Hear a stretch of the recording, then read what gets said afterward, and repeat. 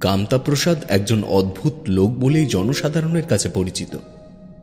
অদ্ভুত লোক শুনলে অনেকের অনেক কিছু মনে হতে পারে, কিন্তু সে মোটেও ভালো লোক নয়। সব সময় খারাপ কাজেই তাকে পাওয়া যায়, যত রকমের বেআইনি কাজ আর কি। যে নোংরা কাজ সে করবে বলে ঠিক করে সেটা সে করবেই, কেউ আটকাতে পারে না। তাতে তার লজ্জা শরম কিছুই নেই, বুক ফুলিয়ে কাজ করে বেড়ায়। কতবার যে আমাদের হাতে ধরা পড়েছে তার ঠিক নেই, প্রত্যেকবারই সে কোনো না কোনো উপায়ে ঠিক বেরিয়ে এসেছে। এতেও কামতাপ্রসাদের লজ্জা নেই, আর ঠিক সেই জন্যই তাকে অদ্ভুত মানুষ মনে হয়। এত খারাপ গুণের মাঝে তার একটা ভালো গুণ ছিল, তার মাথায় অসম্ভব বুদ্ধি। সেই বুদ্ধি সৎ পথে কাজে লাগালে অনেক দূর যেত। তার বিষয়ে এত কিছু জানতাম না। আমার সঙ্গে চেনা জানার আগের থেকেই সেই কামতাপ্রসাদ থাকে বড় বাজারের মারোয়ারি পট্টিতে। তার বাড়ির পাশে থাকতো এদেশীয় কিছু মেয়ে। সেই বাড়ির একজন মেয়ের সাথে কামতাপ্রসাদের খুব সম্ভাব। মেয়েটার টাকা পয়সা ভালোই ছিল, সিন্দুক ভর্তি টাকা ও গা ভর্তি গয়নাও ছিল। আর সেই গয়নাই মেয়েটার কাল হলো। গরমকালের ভোরে একদিন মেয়েটার ডেড বডি পাওয়া গেল তার ঘরের মধ্যেই, গলায় কাপড় জড়িয়ে খুন। খুনি তার শরীর থেকে সমস্ত গয়না বের করে নিয়ে পালিয়েছে। থানায় খবর দিতে এলো সেই কামতাপ্রসাদ। আমার বাড়ির পাশেই একটা খুন হয়েছে, তাড়াতাড়ি আসুন। তার উদ্যোগে তদন্ত শুরু হলো। দীর্ঘ 15 দিন যাবৎ তদন্ত চলল মেয়েটার খুনের ঘটনা ঘিরে। এই কদিন কামতাপ্রসাদ আমাদেরকে বেশ ভালোভাবেই সাহায্য করেছিল। সে এত ভালোভাবে সাহায্য করেছিল যে আমাদের তার উপর কোনো সন্দেহ হয়নি। যে মেয়েটা খুন হয়েছিল তাকে কামতাপ্রসাদ খুব ভালোবাসত, সুতরাং এই খুনের দায় যে তার উপরেই পড়বে সেটা সে ভালো করেই জানত। সেই জন্যই এই মামলায় তার সাহায্য খুব ভালোভাবেই পাওয়া গিয়েছিল। বলা বাহুল্য, এই মামলার জন্য যে পুলিশ দল তৈরি করা হয়েছিল তার মধ্যে একজন আমি ছিলাম। কামতাপ্রসাদ আমাদের সঙ্গেই থাকত। তাকে একবার কৌতূহলী হয়ে জিজ্ঞেস করেছিলাম, আচ্ছা, তোমার বাড়ি কোথায়? এই কলকাতায় কি করছো?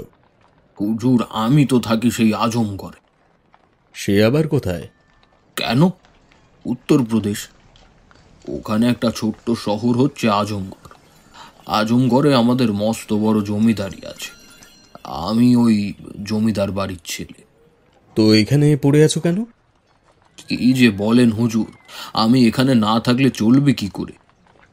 নামে জমিদার বাড়িতে থাকি, এখন তো আর সরকারের মতন জমিদার ট্যাক্স আদায় করতে পারে না। ওখানে আমাদের ফ্যাক্টরিতে যা তৈরি হয় সেগুলো কলকাতায় এনে বড় বাজারে বিক্রি করি। এখানে লোকও বেশি, লাভও ভালো। বাড়িতে কে কে আছে? মা, বাবা, কিছু কাজের লোক, কারখানার লোক, আর আর কে? আর একজন স্ত্রী। মাফ করবেন হুজুর, বাড়ি থেকে অনেক দূরে থাকি তো, তাই আর কি। কামতাপ্রসাদের এসব কথা বিশ্বাস করেছিলাম কামতাপ্রসাদ ভদ্র সন্তান, ভদ্রভাবে ব্যবসা করে। বিশ্বাস করেছিলাম তার স্বভাব চরিত্র ভালো, কোনো খারাপ কাজ করে না। ভালো ভালো লোকের সাথেই তার ওঠা বসা। বিশ্বাস করেছিলাম একটা ভদ্র ও সম্ভ্রান্তশালী লোক যেভাবে জীবনযাপন করে কামতাপ্রসাদও সেভাবেই থাকত। আরও ভেবেছিলাম স্ত্রীর থেকে এত দূরে থাকতে হয় শুধুমাত্র পারিবারিক কাজের জন্য। তাই হয়তো এই মেয়েটার প্রতি একটু টান এসেছে। তাকে মন থেকে একটু ভালোবাসত। ওই একমাত্র মেয়ে ছাড়া অন্য আর কোনো মেয়ের কাছে তার যাওয়া আসা ছিল না। হঠাৎ একদিন এই কেসের ইনচার্জ বললেন, কামতাপ্রসাদ চলে গেছে? হ্যাঁ স্যার, কি হয়েছে? সে সারাক্ষণ আমাদের সাথেই আছে, তাই না? হ্যাঁ, প্রথম থেকেই তো আছে। কেন? কি তার উদ্দেশ্য? এটা কি ভেবে দেখেছ? উদ্দেশ্য? কেন স্যার? ওর জন্য তো আমাদের অনেক সাহায্যই তো হচ্ছে। সেটা হচ্ছে, আর সেই জন্যই জিজ্ঞেস করছি। আচ্ছা, বড় বাজারে ওর কত বড় ব্যবসা আছে জানো? হ্যাঁ জানি তো, কিন্তু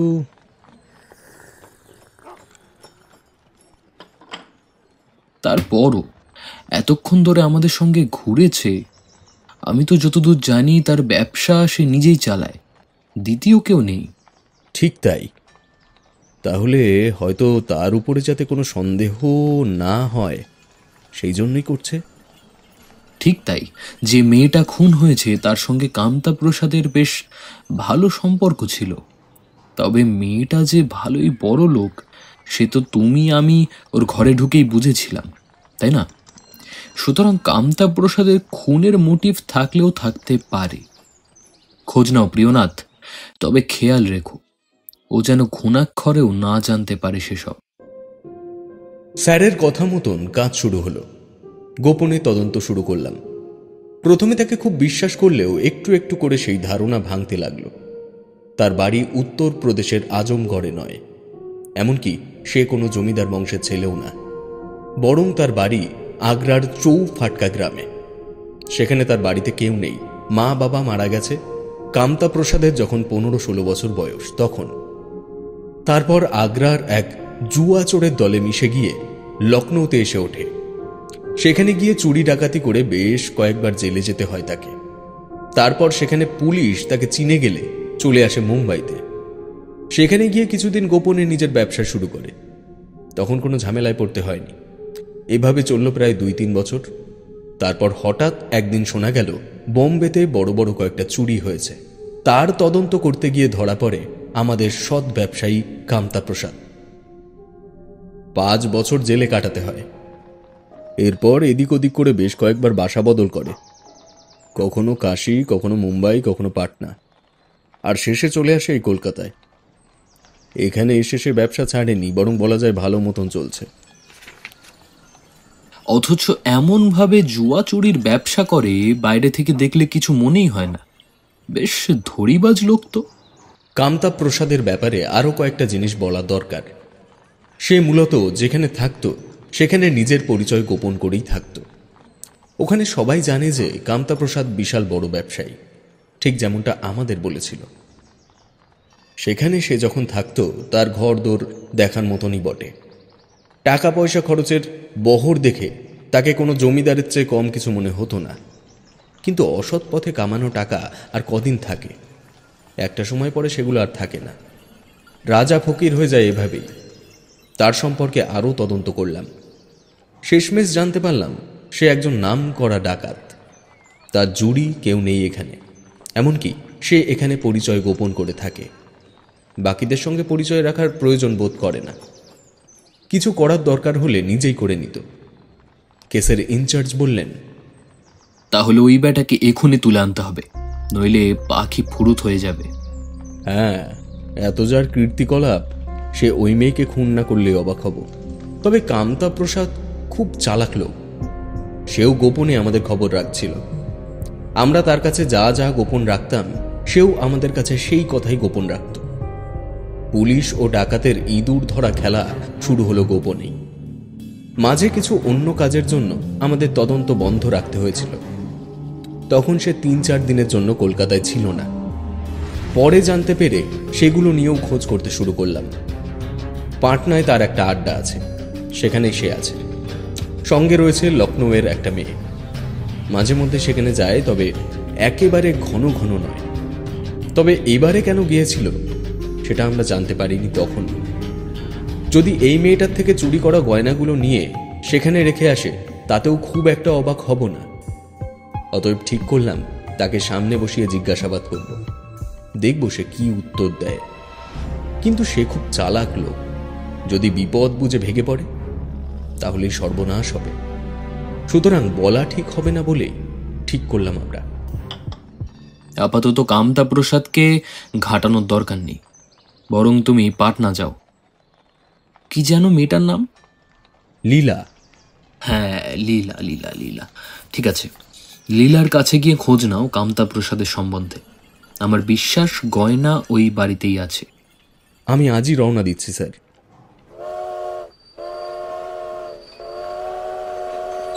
সেদিনই রওনা দিলাম পাটনার উদ্দেশ্যে। এইসব তদন্তে বেশি দেরি করতে নেই। পাটনা পুলিশের সাহায্য নিয়ে লীলার বাড়ি খুঁজে বের করলাম। লীলা যে অঞ্চলে থাকতো সেটা রেলের জায়গা, তাই বাড়িগুলো প্রায় একই রকম দেখতে। সেই বাড়ির সামনে যখন গেলাম তখন দেখি একটা পিয়ন উঁকি দিচ্ছে। বুঝলাম কামতাপ্রসাদের টেলিগ্রাম, খুঁজছে লীলাকে। আমি পিয়নের দিকে এগিয়ে গেলাম। ওই টেলিগ্রাম কার নামে? আপনাকে বলবো কেন? আপনি কে? আমি পুলিশের লোক। ওই যে ওরা আমার সাথেই আছে। ও হুজুর, এই টেলিগ্রাম লীলার নামে, ওকেই দিতে যাচ্ছি। ওটা আমায় দাও। কিন্তু কেন? পকেট থেকে এক গোছা পয়সা বের করে তার হাতে দিলাম। সঙ্গে সঙ্গে সেই টেলিগ্রাম হাতে এসে গেল আমার। মনে মনে কামতাপ্রসাদের উপস্থিতি বুদ্ধির তারিফ না করে পারলাম না। আমাদের আসার ব্যাপার আন্দাজ করে টেলিগ্রাম পাঠিয়ে দিয়েছে সতর্ক করতে। ওই টেলিগ্রামে কি লেখা আছে তা পড়তে বেশি দেরি হলো না। তোমার কাছে আমার খোঁজ খবর নিতে কিছু লোক যাবে। আমায় নিয়ে কিছু জিজ্ঞেস করলে কিছু বলবে না, বাকিটা আমি দেখছি। উজ্জ্ব করে লেখা চিঠি পড়ে তার বুদ্ধির তারিফ করতেই হয়। তবে আমিও ভাগ্যবান। এক চুল এদিক ওদিক হলে আমরা হয়তো হতাশ হয়ে ফিরে আসতাম। সেই টেলিগ্রাম পকেটে ঢুকিয়ে আমি বাড়ির ভেতরে ঢুকলাম। দরজা ধাক্কা মারতে বেরিয়ে এলো একজন সুন্দরী যুবতী। সে আমার আগমনের খবর পায়নি আমার পকেটে থাকা টেলিগ্রামের দৌলতে। নমস্কার, আপনি কি লীলা দেবী? আমরা কলকাতা থেকে এসেছি, কিছু কথা আছে, ভিতরে আসবো? না, বাইরে থেকে বলুন, আমি বাড়িতে একা আছি। আচ্ছা, কামতা প্রসাদকে চেনেন? হ্যাঁ। কে হয় আপনার? কোথায় থাকে সে এখন? কি হলো, উত্তর দিন। কামতা প্রসাদ আমার স্বামী, কাজের সূত্রে কলকাতায় থাকেন। সে কি সম্প্রতি এখানে এসেছিল? হ্যাঁ। কেন এসেছিল? এমনি। স্ত্রীর কাছে আসবে, তার আবার কারণ লাগে নাকি? সে কি এসে কোনো গয়না দিয়ে গেছে? না তো। কিসের গয়না? শুধু তো খরচের টাকা পয়সা দিয়ে গেছে। যা বুঝলাম, টেলিগ্রাম হাতে না পেলেও তোতাকে আগে থেকেই বুলি শেখানো হয়ে গেছে। এখন তার ঘর তল্লাশি করা ছাড়া উপায় নেই। আশেপাশের কিছু প্রতিবেশীকে ডেকে এনে খানা তল্লাশি শুরু করলাম। এ কি কি করছেন আপনারা? বললাম তো এখানে কিছু নেই। কোনো আপত্তি কাজে লাগলো না। তল্লাশি করতে করতে একটা বড় সিন্দুক খুঁজে পেলাম। আমি জিজ্ঞেস করলাম, এর চাবি কোথায়? জানি না, আমার কাছে নেই। আবার মিথ্যে কথা। চাবি দিন, নইলে কিন্তু বিপদ বাড়বে বই কমবে না। ওর চাবি আমার কাছে নেই, কামতা প্রসাদের কাছে আছে। আর কোনো উপায় না দেখে তালা ভেঙে ফেলা হলো।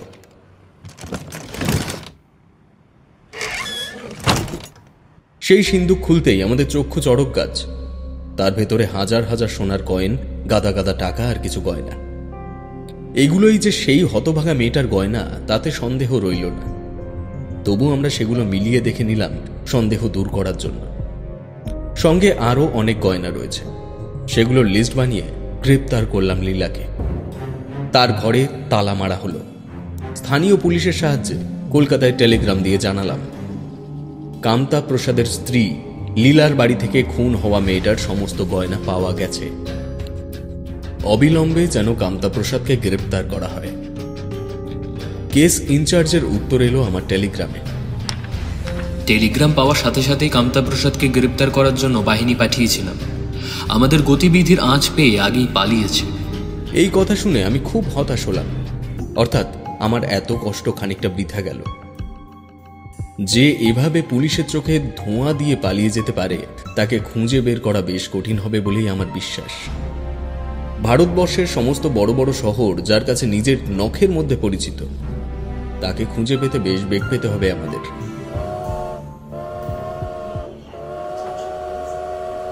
এসব কথা ভাবতে ভাবতে পাটনা রেল স্টেশনে এসে দাঁড়ালাম। একটা ট্রেন এলো, তাতে আমি উঠে পড়ব বলেই ঠিক করলাম। এই স্টেশনে ট্রেন বেশিক্ষণ দাঁড়ায় না। প্রথমে খেয়াল করিনি, হঠাৎ দেখতে পেলাম ট্রেন থেকে নামছে আমাদের কামতা প্রসাদ। আমি ট্রেনে তখন উঠিনি।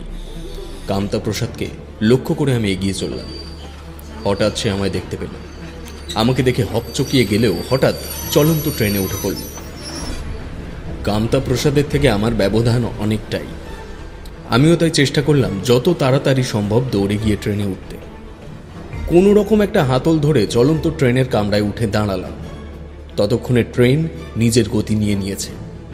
আমার পা একটু এদিক ওদিক হলেই সোজা গিয়ে পড়তাম পাশের রেল লাইনে। তাতে আমার মৃত্যুর সম্ভাবনা ছিল প্রবল। একটা লোক ট্রেনের দরজা খুলে দিতে সোজা গিয়ে পড়লাম কামরার ভেতরে। কিন্তু ভাগ্য সহায় ছিল না। গাড়িতে ওঠার 5 মিনিট পর এলেন ট্রেনের গার্ড সাহেব। ট্রেন ছাড়ার পর কে দৌড়ে উঠেছে ট্রেনে? আমি উঠেছি। আপনি? কেন? এদিকে আসুন আপনি। আমি লালবাজারের স্পেশাল ক্রাইম ব্রাঞ্চ থেকে এসেছি। কলকাতায় একটা খুনের আসামি এই ট্রেনেই আছে। তাকে ধরার জন্যই আমি উঠেছিলাম। পুলিশের লোক? তো আপনার পোশাক কোথায়? যত সব মিথ্যে কথা। আমি সেই কলকাতা থেকে আসছি। পুলিশের পোশাকে আসলে খুনি আগে থেকেই সতর্ক হয়ে যেত। ওসব মিথ্যে কথা আমি শুনবো না। পরে স্টেশন এলে আপনি নেমে যাবেন। আপনার কাছে তো কোনো টিকিটও নেই। না। তাহলে আপনার কথা কি করে বিশ্বাস করি বলুন? যান যান, আপনাকে কাউকে অ্যারেস্ট করতে হবে না। আমার পরনের ধুতি পাঞ্জাবি আমার কাল হলো। গার্ড সাহেবকে বারবার অনুরোধ করা সত্ত্বেও কামতা প্রসাদকে গ্রেপ্তার করা গেল না। তিনি আমাকে পুলিশে দেবার হুমকি দিলেন। তাছাড়া বিনা টিকিটে গাড়িতে ওঠার জন্য আমাকে জরিমানাও দিতে হলো। গার্ড সাহেব আর অন্য কোনো স্টেশনে নামলেন না। আমি এতবার অনুরোধ করছি বলে তিনি বেশ বিরক্ত হয়ে আটকে রাখলেন। পরের স্টেশনে নেমে আমায় পুলিশে দেবেন বলে জানিয়ে দিলেন।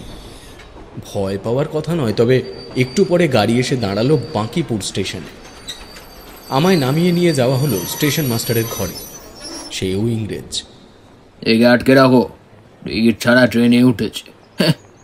আমি আগেও বলেছি, এখনো বলছি, কলকাতার একজন দাগি আসামি ওই ট্রেনে রয়েছে।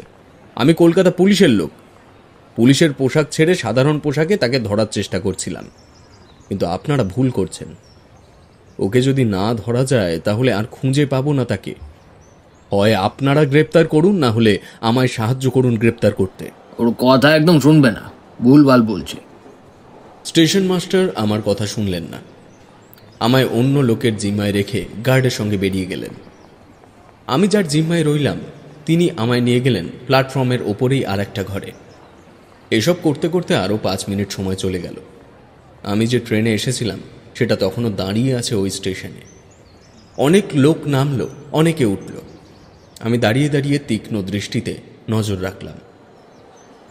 একটু পরে আমার কাছে এলেন স্টেশন পুলিশের একজন কর্মচারী। অবশ্য আমিই তাকে ডেকেছিলাম।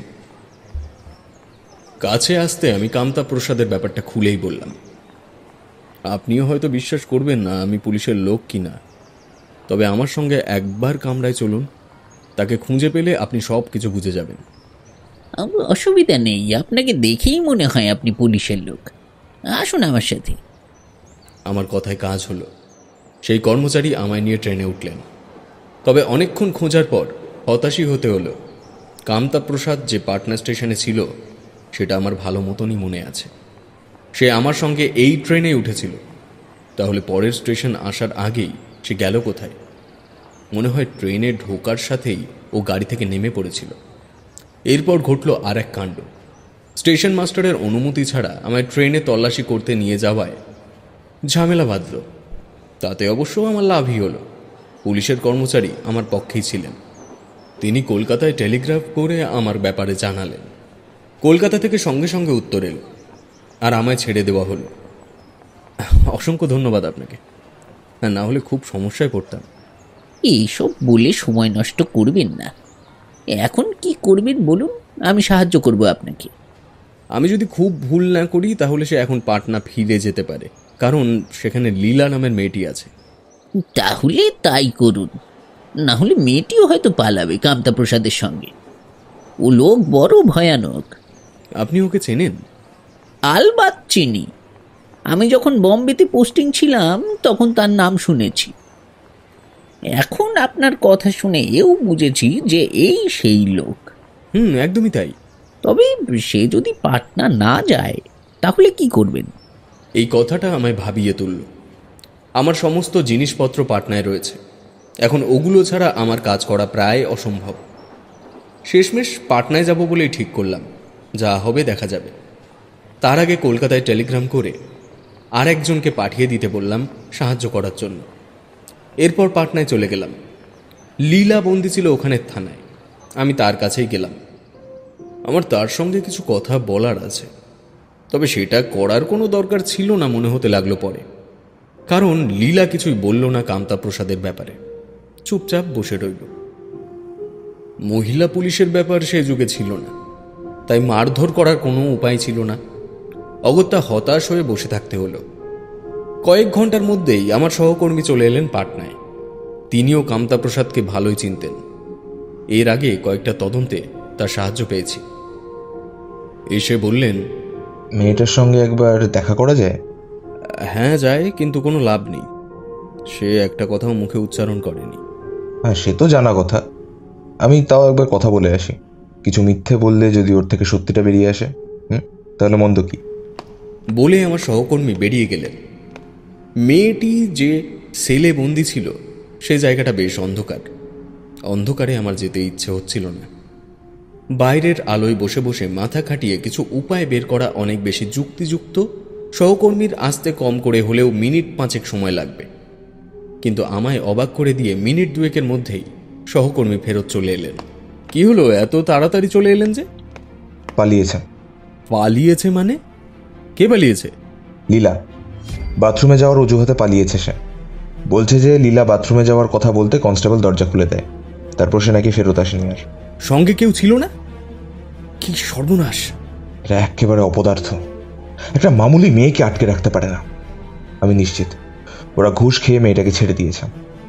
রাগে ফেটে পড়লেন সহকর্মী। রেগে যাওয়াই স্বাভাবিক। তাছাড়া কামতা প্রসাদের পয়সা কম নয়, 2-4 জন পুলিশকে কিনে রাখা কোনো ব্যাপার না। আমরা সঙ্গে সঙ্গে প্রহরীর কাছে গেলাম। থানার বাকিরাও ছিল। প্রহরীকে জিজ্ঞেস করাতে একই উত্তর এলো। তখন আমরা তার ব্যাগ পকেট সার্চ করতে বাধ্য হলাম। তার টাকার থলের ভিতর থেকে বেরিয়ে এলো একটা 200 টাকার নোট। এ টাকা তুমি কোত্থেকে পেলে? কোনো সন্তোষজনক উত্তর এলো না। এরপর প্রহরীকে আটক করে বাইরে খোঁজ লাগানো শুরু করলাম, কিন্তু চারিদিকে লীলার কোনো খোঁজ পাওয়া গেল না। এদিক ওদিক জিজ্ঞাসা করতে জানা গেল একটা মেয়ে থানা থেকে বের হয়ে এসে একটা এক্কা গাড়িতে উঠে যায়। সেই গাড়িতে চালক ছাড়া আরেকজন লোক ছিল। আমাদের বুঝতে বাকি রইল না সেই লোকই আসলে কামতা প্রসাদ। তারা লীলার বাড়িতে যায়নি এটুকু নিশ্চিত, কারণ সেই বাড়িতে পুলিশ পাহারা রয়েছে। আমি সহ থানার বাকিরা এদিক ওদিক জিজ্ঞাসা করতে লাগলাম। আমি এবং আমার সহকর্মী একটা এক্কা গাড়ি দেখতে পেলাম। কেন জানি না মনে হলো সেই এক্কা গাড়ি চালককে জিজ্ঞাসা করলে কিছু পাওয়া যাবে।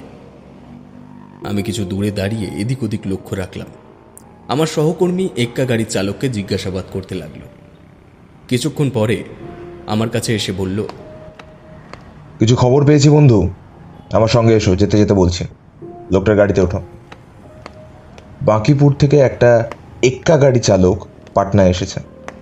তার গাড়িতে চড়ে একজন ছেলে আর মেয়ে গেছে ফতোয়া স্টেশনের দিকে। আমরা সেদিকেই যাব। সেই স্টেশন কত দূর? এই তো 4-5 কিলোমিটার। এক্কা গাড়ি চলা শুরু হলো। একটু দূরে যেতেই আমাদের এক্কা গাড়ি চালক বলল, বাঁকিপুরের এক্কা চালক আসছে। আমরা সঙ্গে সঙ্গে নেমে গাড়ি আটক করলাম। সে প্রথমে কিছু বলতে চাইছিল না, তারপর একটু দাবরানি দিতেই বলল তাকে ওরা 300 টাকা দিয়ে বলেছে পুলিশের কাছে মুখ না খুলতে। এখন তারা ট্রেন ধরতে ছুটছে। আমরা দ্রুত স্টেশনের দিকে ছুটলাম। স্টেশনে গিয়ে জানতে পারলাম তারা দুজন মোকামা যাওয়ার টিকিট কেটে ট্রেনে চলে গেছে। এক্কা গাড়ি দুটোকে বিদায় দিয়ে আমরা মোকামা স্টেশনের জন্য টিকিট কেটে ট্রেনে উঠে বসলাম। তবে মোকামা স্টেশনে গিয়ে জানতে পারলাম ফতোয়া স্টেশন থেকে কোনো টিকিট এখানে চেক হয়নি। গেল কোথায় তারা? এখানে দুটো সম্ভাবনা ছিল, হয় সে টিকিট গোপন করে মোকামা স্টেশনে নেমেছে, বা মাঝ পথে কোথাও। অর্থাৎ সে কোথায় গেছে সেটা জানার কোনো উপায় নেই আর। এরকম অবস্থায় ছুটে মরা একেবারেই বৃথা। আমরা দুজনেই কলকাতা ফিরব বলে ঠিক করলাম। নিজের জিনিসপত্র পাটনা থেকে গুছিয়ে নিয়ে ফেরার ট্রেনে চড়ে বসলাম। ফেরার সময় একটা অদ্ভুত ঘটনা ঘটল। আমাদের সামনে একজন লোক বসেছিলেন। তাকে দেখে প্রথম থেকে আমার খুব চেনা চেনা ঠেকছিল। একটা সময় পরে আমি নিজের কৌতূহল চেপে না থাকতে পেরে জিজ্ঞেস করলাম, আপনাকে চেনা চেনা লাগছে। কোথায় দেখেছি বলুন তো আপনাকে? আমিও আপনাকে দেখেছি। আমার বাড়ি দিল্লি, কিন্তু এখন কাজের জন্য কলকাতায় রয়েছি, ওই বড় বাজারের কাছে। আমি যদি খুব ভুল না করি আপনার দোকান মুরগিহাটায়, না? ঠিক ধরেছেন। হ্যাঁ, আমি আপনাকে কামতা প্রসাদের বাড়িতে দেখেছি। হ্যাঁ, আমি তাকে ভালো করেই চিনি। সে এখন কোথায়? তার কোনো পাত্তা নেই। সে তো জানি না, তবে সকালে আমি যখন আসছিলাম পাটনায়, তখন তার সঙ্গে শিয়ালদা স্টেশনে দেখা হয়েছিল। তার কাছে আমি কিছু টাকা ধার চেয়েছিলাম। আসলে আমার ব্যবসা আছে, তো মাঝে মধ্যে ওর থেকে সুদে টাকা ধার নিই। তখন সে বলল নৈহাটি স্টেশনে অপেক্ষা করতে। ও বাড়ি ফিরে সেখান থেকে কিছু একটা বাক্স নিয়ে তারপর হাওড়া হয়ে নৈহাটিতে আসবে। কিন্তু সে এলো না দেখে আমিও কাজে চলে গেলাম। এই এখন ফিরছি। ও হ্যাঁ, সে আমাকে একটা টিনের বাক্স দিয়ে গেছে। আজ রাতে কলকাতা ফিরলে সে নিয়ে নেবে সেটা। আচ্ছা, আমি কিন্তু পুলিশের লোক, তাকে খুঁজছি আমি। আমি আপনাকে দেখেই চিনতে পেরেছি, তবে এই মুহূর্তে সে কোথায় আছে জানি না। কই বাক্সটা দেখি। বাক্স লুকিয়ে রাখলে আপনি বিপদে পড়বেন। নিন না, আমার কোনো সমস্যা নেই। আমি কোনো পুলিশি ঝামেলায় পড়তে চাই না। আপনার যা দেখার দেখে নিন। সে ভদ্রলোক বাক্সটা ব্যাগ থেকে বের করে আমার হাতে দিলেন। আমার কাছে একটা চাবির গোছা ছিল। বেশ কয়েকটা চাবি নিয়ে ঘুরিয়ে ঘুরিয়ে দেখতে লাগলাম। অবশেষে একটা চাবি লেগে গেল। সেটা খুলতেই আমরা তিনজন চমকে উঠলাম। তার ভিতরে রয়েছে দামি দামি কিছু গয়না।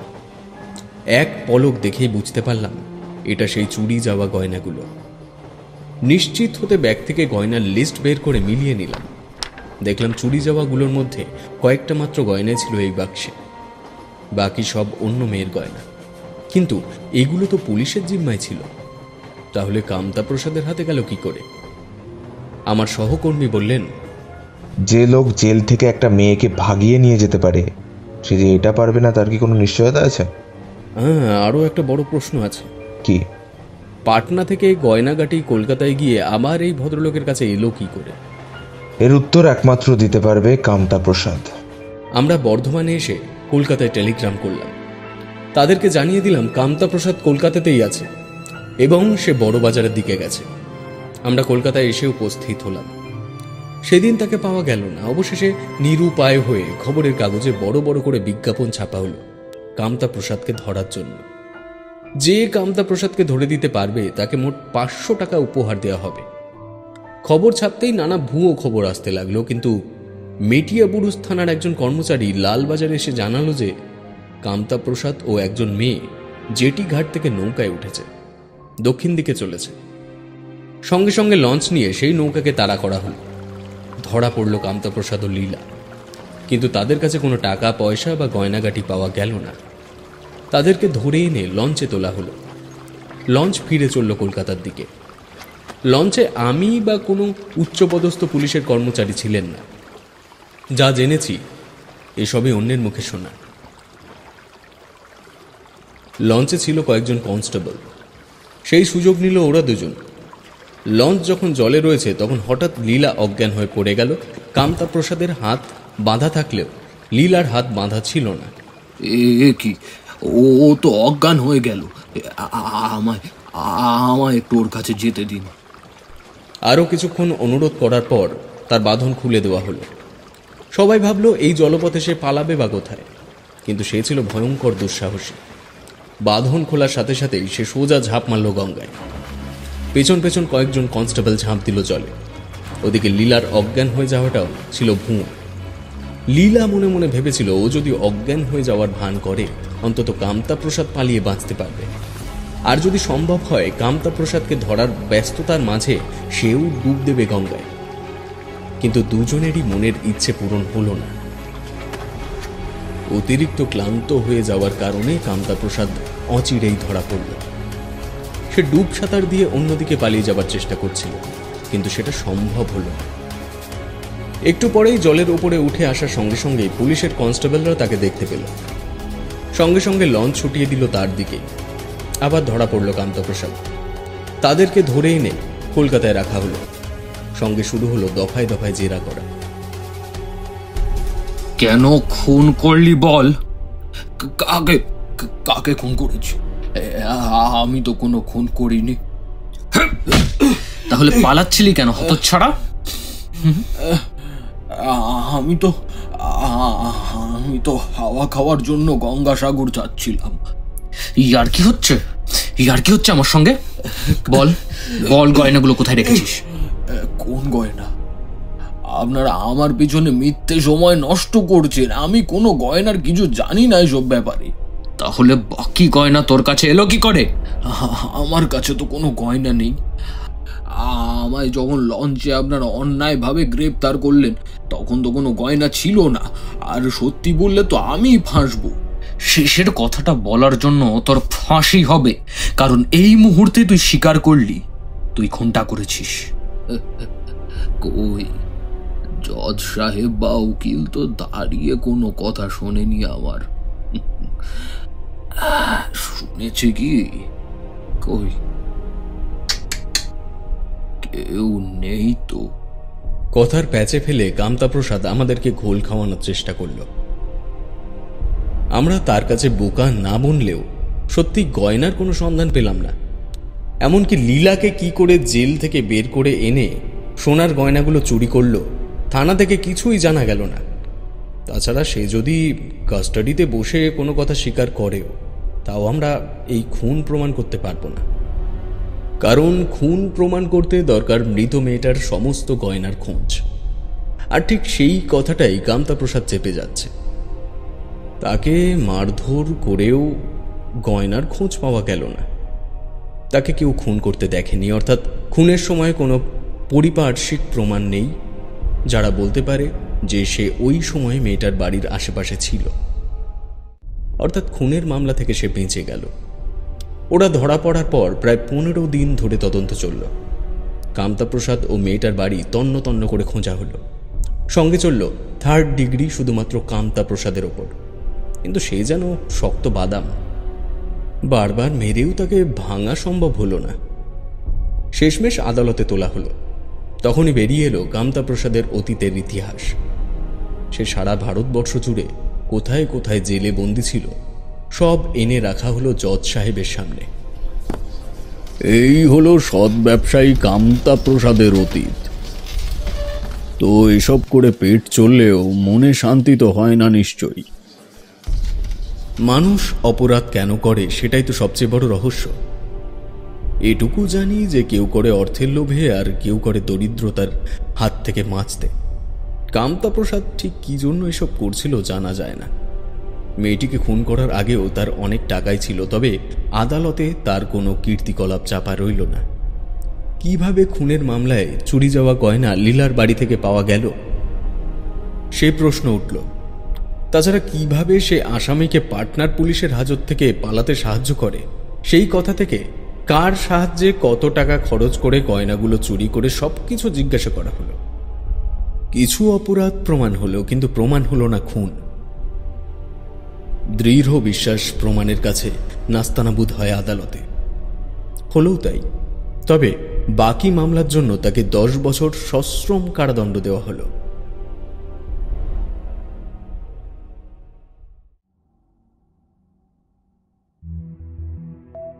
তারামণি যে কে, যারা জানেন না তাদের উদ্দেশ্যে বলি। তারামণির ঘরে চুরি হয়েছিল, এবং এই তারামণির ঘরে লোহার সিন্দুকের ভেতর থেকে পাওয়া মৃতদেহ তারামণির দেহ ভেবে আমরা যে কি ভয়ানক ভুল করেছিলাম সেটা বুঝেছিলাম অনেক পরে। যদি আমাদের মনে কিছুমাত্র সন্দেহ হতো যে এই মৃতদেহ তারামণি না, অপর কোনো মহিলার দেহ, তাহলে ওই মুসলিম লোক দুটোকে আমরা ছাড়তাম না।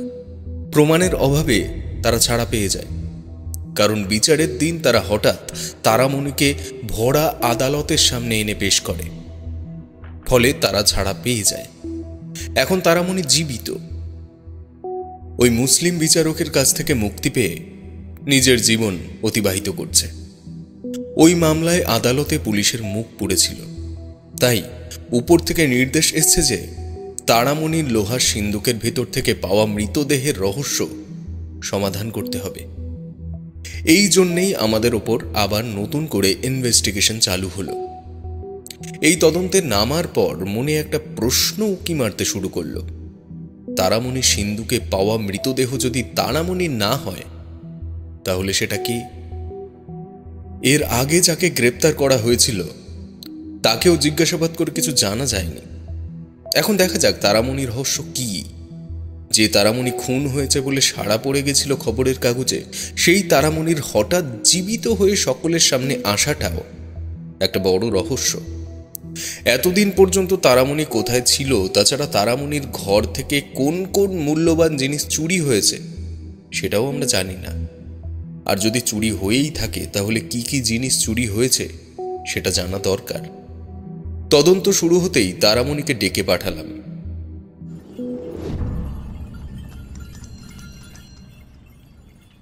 তোমায় ডেকে পাঠানো হয়েছে কয়েকটা জিনিস জানার জন্য। যা যা জিজ্ঞেস করব ঠিক ঠিক উত্তর দেবে। আচ্ছা, আমি কিছু লুকাবার চেষ্টা করব না, আইনের দিব্যি। শীত কেটে চোর ঢুকেছিল তোমার ঘরে, সে নিয়ে অনেক অসঙ্গতি আছে। সবার আগে বলো, তোমার ঘর থেকে তোমার কোনো মূল্যবান জিনিস চুরি হয়েছে কি? হ্যাঁ, হয়েছে। আচ্ছা, তাহলে এটা বলো যে কে তোমার জিনিস চুরি করেছে, আর তোমাকেই বা কিভাবে ঘর থেকে তুলে নিয়ে গেল। প্রথম থেকে শেষ অবধি ভালো করে গুছিয়ে বলো। এই ব্যাপারটা আমরা আবার তদন্ত করছি। অনেকগুলো প্রশ্ন একসঙ্গে করলেন ইন্সপেক্টর সাহেব। আমায় কি করে অপহরণ করে নিয়ে গেছিল আর কোথায় রেখেছিল সে শুনলে আপনি শিউরে উঠবেন। আমি তো ভাবতাম ব্রিটিশ রাজত্বে সবকিছু সুন্দরভাবে চলছে, কিন্তু আসলে ঠিক কি কি ঘটছে আর সেটা কিভাবে চোখের সামনে থেকেও চোখের আড়ালে রয়ে গেছে সেটা এবার নিজের চোখে দেখতে পেলাম। এখানে খারাপ লোকই তো শান্তিতে ঘুরে বেড়াচ্ছে। অত ভূমিকা না করেই বলো, অত বাড়তি কথা বলার সময় নেই। হ্যাঁ, বলছি। যে রাতে আমার ঘরে শীত কাটে সেই রাতে অন্য দিনের মতন খাওয়া দাওয়া করে ঘুমিয়ে পড়েছিলাম। রাত আন্দাজ 2টোর সময় কি একটা শব্দ শুনে হঠাৎ আমার ঘুম ভেঙে যায়। সেই সময় আমার ঘরের মধ্যে একটা প্রদীপ জ্বলছিল। ওই আলোয় আমি দেখতে পাই আমার ঘরের ভিতর 3 জন লোক ঢুকে পড়েছে। তারা আমার ঘরের জিনিসগুলো চুরি করছে। আরও দেখলাম আমার ঘরের পিছন দিকের দেওয়ালে একটা বড় সিঁধ হয়েছে। বুঝলাম ওই সিঁধের ভিতর দিয়েই চোর আমার ঘরে ঢুকেছে। আমি মেয়ে মানুষ, একা ওই ঘরের মধ্যে শুয়ে আছি। এরকম সময় হঠাৎ ঘুম ভেঙে যদি দেখি এতগুলো লোক আমার ঘরে ঢুকে বসে আছে, আমি তো আটকে উঠবই। তবে আমার মুখ দিয়ে একটা কথাও বেরোলো না। আমার জেগে ওঠা ওরা টের পেল। আমার ঘুম ভাঙতেই 2 জন চোর আমার সামনে এসে দাঁড়ালো। ওদের মধ্যে একজনের হাতে একটা তীক্ষ্ণ ভোজালি ছিল। সে ওই অস্ত্রটা আমার বুকের কাছে ধরে বলল, চুপচাপ শুয়ে থাক, একটা আওয়াজ বের করলে না মুখ থেকে, এই যেটা দেখছিস তো, এটা সোজা পেটের ভিতরে ফোন করে দেবো সালি। আমি ভয় চুপসে গেলাম। আরেকজন চোর বলল, তোর বাক্স ব্যাগটার চাবিগুলো কোথায়? হ্যাঁ, চাবিগুলো এক্ষুনি দে, নইলে কি হবে শুনলি তো? তাদের কথা শুনে আমি ভাবলাম অপরের হাতে অপঘাতে মরার চেয়ে চাবি দিয়ে দেওয়াই ভালো। এই ভেবে বিছানার নিচ থেকে চাবি বের করে ওদের হাতে দিলাম। যার হাতে ভোজালি ছিল সে আমার গায়ের গয়নাগুলো খুলে নিতে লাগলো। বাকিরা চাবি নিয়ে আমার বাক্সগুলো খুলতে লাগলো। একটা বাক্সের ভিতর থেকে লোহার সিন্দুকের চাবি বেরিয়ে এলো। সে চাবি দিয়ে সিন্দুক খুলে গয়নাগাটি, টাকা পয়সা সব বের করে নিল। এই বুড়িকে নিয়ে কি করব? কেটে ফেলবো? আমাদের মুখগুলো তো দেখে নিয়েছে, পুলিশকে বলে দেবে। না না, মানিস না, ওস্তাদের নির্দেশ আছে। ওকে মারলে পুলিশের কেসটা ডবল হবে। তার চেয়ে এক কাজ কর, হাত পা চোখ বাঁধ, সঙ্গে নিয়ে যাওয়ার তাল করছিস নাকি? হ্যাঁ ওস্তাদ বলেছে ভালো করে বাঁধ। এটা শুনে ভয়ে বুক কেঁপে উঠল আমার, কিন্তু প্রাণ হারানোর আতঙ্কে চুপ করে রইলাম। এরপর ওরা আমার হাত পা বেঁধে দিল। একটু পরে বুঝলাম আমায় তুলে নিয়ে চলেছে ওরা। কোথায় যাচ্ছি বুঝতে পারলাম না। রাতের আধার থাকায় কেউ আমাদের দেখতেও পায়নি। ধীরে ধীরে আমরা সকলে সদর রাস্তায় এসে পড়লাম। তখন কাঁধ থেকে নামিয়ে হাঁটতে দিল। যদিও হাঁটতে সমস্যা হচ্ছিল বলে চোখের বাঁধন খুলে দিয়েছিল ওরা। একটু পরেই দেখলাম রাস্তায় একটা গাড়ি দাঁড়িয়ে আছে। এই মালগুলো গাড়িতে তোল, আমি বুড়িকে গাড়িতে তুলি। এরপর গাড়ি চলা শুরু করলো। অনেকক্ষণ চলবার পর ওই গাড়ি এক জায়গায় এসে দাঁড়ালো। গাড়ির দরজা খুললে দেখতে পেলাম একটা দোতলা বাড়ির সামনে গাড়ি এসে দাঁড়িয়েছে। গাড়ি থেকে নেমে বাড়িতে ঢুকতেই অন্য এক লোক দরজা বন্ধ করে দিল। দোতলায় একটা খালি ঘরে আমায় ঢুকিয়ে বন্ধ করে রেখে দিল। তবে আশ্চর্যজনকভাবে দরজা তালা বন্ধ ছিল না। আমার সারা রাত ঘুম হলো না। একটু ভোর হতে এদিক ওদিক উঁকি মেরে দেখলাম আশেপাশে কোনো বাড়ি দেখা গেল না। অনেক দেখেও পালাবার তেমন কোনো উপায় দেখতে পেলাম না। শুধু দেখলাম ওই বাড়িটার চারপাশে একটা বাগান আছে। ঘরের দরজা খোলা ছিল বললে, তুমি সদর দরজা দিয়ে পালানোর চেষ্টা করোনি কেন? সেই কথাই বলছি। এবার আমি দোতলা থেকে নিচে নেমে এলাম। যে ঘরে 8-10 জন চোর একসঙ্গে বসেছিল তারা প্রায় সকলেই আমাকে নিচে যেতে দেখলো, কিন্তু কেউই আমাকে কিছু বলল না বা জিজ্ঞাসা করলো না যে আমি কোথায় যাচ্ছি। আমি নিচে গেলাম। ওই বাড়ির নিচে যাওয়ার আমার একমাত্র উদ্দেশ্য ছিল যে যদি দেখতে পাই ওই বাড়ির কোনো দরজা খোলা আছে তাহলে আমি পালাবো। কিন্তু গিয়ে লাভ হলো না। দরজায় একটা প্রকাণ্ড তালা ঝুলছে। এরপর বেলা বেড়ে দুপুর হলো। সেই সময় ওই মুসলিম লোকটা আমার ঘরের সামনে দিয়ে যাচ্ছিল। ওর নাম পরে জেনেছি, মোহাম্মদ মুসলিম। তখনও তার নাম জানতাম না। আমি তাকে ডেকে জিজ্ঞাসা করলাম, বাবা তোমরা তো আমার সব কিছু চুরি করে এনেছো, তাতে আমি কিচ্ছু বলিনি। আমার বয়স হয়েছে, তোমাদের বিরুদ্ধে রুখে দাঁড়ানোর ক্ষমতা আমার নেই। কিন্তু আমি তো তোমাদের কাজে লাগবো না, বা আমি যে তোমাদের কোনো কাজ করে দিতে পারবো সেটা একেবারেই সম্ভব না। তোমরা দয়া করে আমায় ছেড়ে দাও, আমি বাড়ি ফিরে যাই। আমি কথা দিচ্ছি তোমার কথা কাউকে বলবো না, তোমাদের কারোর কথা কেউ জানবে না। দয়া করো বাবা, দয়া করো, আমায় ছেড়ে দাও। কত শখ! নিশ্চয়ই কোনো উদ্দেশ্য আছে, তাই তোমাকে তুলে এনে রেখেছি এখানে। ওসব কান্নাকাটি করে লাভ নেই। আমরা যখন ছাড়বো তবেই যেতে পারবে, বুঝেছো? কতদিন থাকতে হবে এখানে বাবা? অন্তত 15 দিন তোমাকে এখানে থাকতে হবে। কেন থাকতে হবে এ প্রশ্নের উত্তর জানতে চেও না। তবে এটুকু বলতে পারি, তোমার কোনো ক্ষতি হতে দেব না। যতদিন এখানে থাকবে আমরা তোমার খেয়াল রাখবো। তোমার ইচ্ছে হলে তুমি রান্না করেও খেতে পারো। শুধু এই বাড়ি থেকে পালানো চলবে না। এ কেমন কথা বাবা? আমি তো কিছুই বুঝতে পারছি না। অত কিছু বোঝার দরকার নেই।